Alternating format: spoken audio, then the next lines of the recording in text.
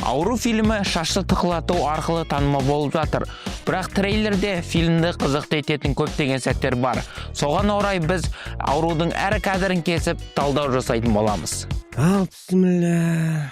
Трейлердің басында Таңшолпан ақшамыз көп болсын, бақытты болайық, балалы болайық деп шырақты сөндіреді. Бұл сәтте олар ақшаны басты орынға қойғандай. Артынан шырақты сөндірмегені дұрыс болар еді.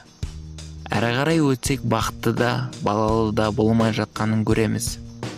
Бірақ бұл ақшаны Аза мен Танчо арам жолмен, яғни өтірік қайырымдылық ашу арқылы таба бастайды. Ақшаны жалғыз тойға кеткен қарыздардан құтылуға емес, баланы көтерудің амалын табу үшін де осындай қадамға барады. Мына сахнада Азаматтың дәрігер досы Танчоны өтірік ауру деп қағаз жазып беріп жатыр. Фильмде шекердің жұлдызы Азат пен Монаның кейіпкерлері Тарантиноның криминалды штивадағы ұрысымақтар Бонни мен Клайд секілді. Ал Монаның кейбір сахнадағы киінгені жекпе-жек клубындағы Тайлер Дёрденнің образына сай.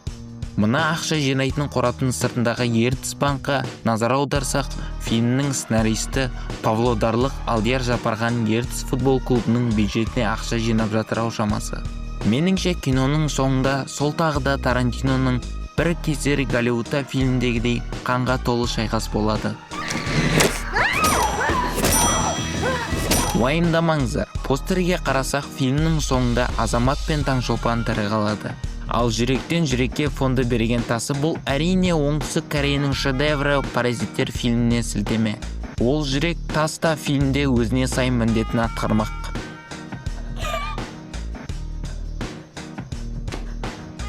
Таңшолпанның жейдесінде режиссер Айтөренің досы марқұм Дархан Жүздің «Қош бол жапырақ» әніне сілтеме жасалып тұр. Сондай-ақ жапырақ сөзінің басқаша баламасы ақшаға келеді. Демек, абыройға да, ақшаға да қош бол дейді аурудың басты кейіпкерлері. Егер видеомыз ұнаса, қазақ киносын дамыту үшін 7 сюжетке тіркел.